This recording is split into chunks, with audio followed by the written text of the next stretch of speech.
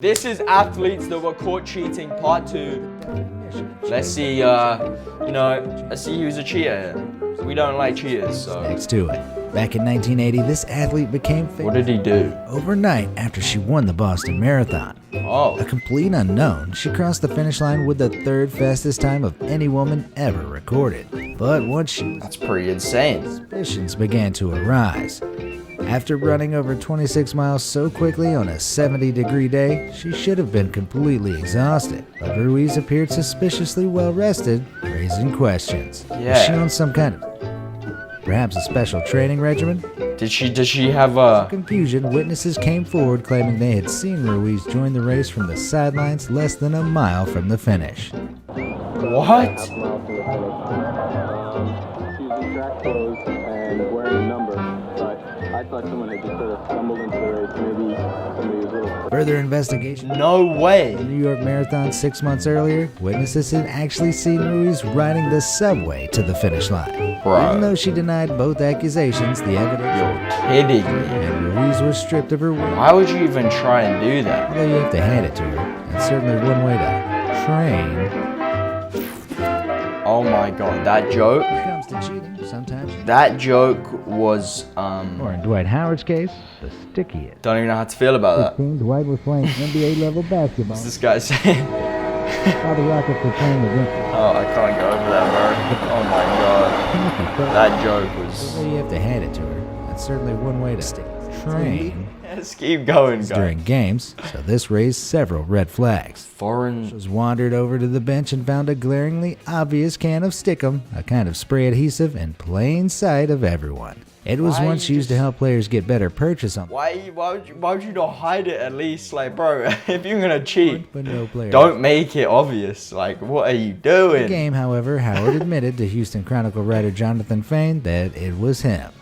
But not Bro, like, why would you ever want to do that? Stickum in. Like, you probably worked your whole life just to get into the NBA, and then you just do that? Brought Like, against him, avoiding what could have been a very sticky situation. Bro, this guy with his jokes.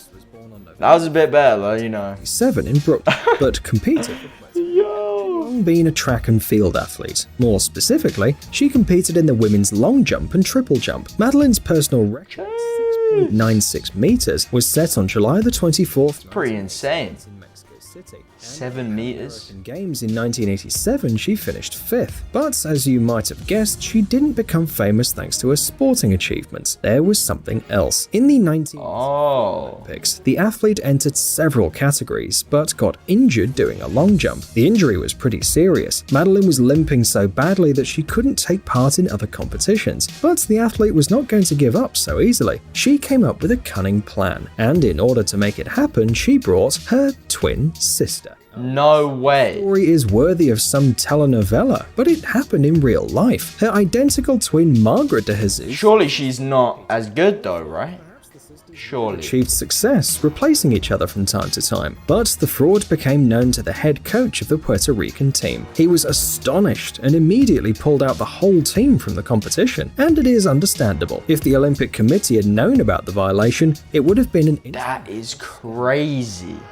The Austrian Yeah, that's never gonna work, like... was one of the best in Okay, the chill out, mate. 60s and early 90s. Oh, we got a skier here. Consider him one of the most successful skiers of all time. Despite this, Schrantz was terribly unlucky at the Olympics. During his entire career, only once he came close to the Olympic gold. In 1964, he won silver in the giant slalom, although he had the flu during the competition. If you've ever had it, you can imagine how much Schrantz wanted to win. But he didn't even pay attention to the disease and put his skis on anyway. Probably wanted it too badly, so much so that the athlete decided to cheat. At the 1968 What did he do? Schrantz entered 3 different events. The first 2 were won by his rival Jean-Claude Killy, but something strange happened at the 3rd event. There was a thick fog that obstructed visibility, and some mysterious man was running in front of Schrantz. One of the officials, a ghost, an overly enthusiastic fan? Huh? There, he allegedly interfered with Schrantz on the track.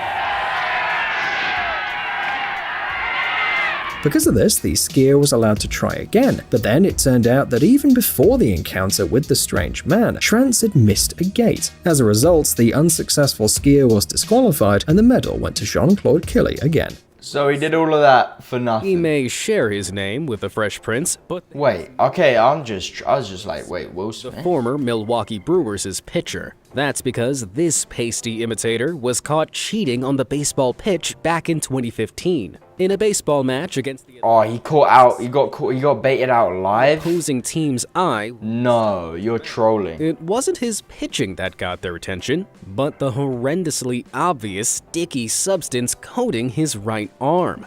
It looked like Smith was openly using the tacky substance to give him a better grip on the ball, while the use of foreign substances. That would be so embarrassing, bro, especially like, Many players coming, subtly use them, oh my god, no way. and it's hard to get a So this happens a lot. use was so noticeable that the Braves could see it glinting over 60 feet away in their dugout. It was also clearly visible on TV, and umpire Jim Joyce only needed to touch his arm briefly before ejecting. Oh, mate. As you can see, he was not happy about being called out in front of a crowd. Embarrassed and humiliated, he I mean, bro, it's your fault. What are you saying? disappearing into the dugout. It's completely your A fault. mix of sunscreen and rosin he'd been using to practice. Bro, come Had on. forgotten to wipe off his arm. Stop, just... For all his weak crash gate. Some cheats can take Like, imagine cheating, bro. Like, why would you ever need to do that? I don't get it. I don't get it. simple schemes can have disastrous repercussions. On the 14th lap of the Spanish 2008 Grand Prix, Renault racer Nelson Piquet Jr. accidentally smashed into the barrier on the 17th turn. You mean accident? Okay. He walked away uninjured, but a safety car was deployed, holding up the racers behind. It gave Nelson's teammate, Fernando Alonso, a fortunate advantage, and he went on to win the race. No way. Even though it looked like a dangerous stroke of luck, it would eventually transpire that there was something else driving Renault's wondrous win. In 2009, Nelson hit another metaphorical wall when he was axed from the team after failing to score any points during the season. Enraged by the decision, Nelson's father revealed that his son had been ordered to crash by none other than Renault's managing director Flavio Briatore and director of engineering Pat Simmons. You're kidding me. Too big So Alonso could easily win. Alonso's success by sacrificing No way. I to mean, cut him from the team if he didn't go through with it.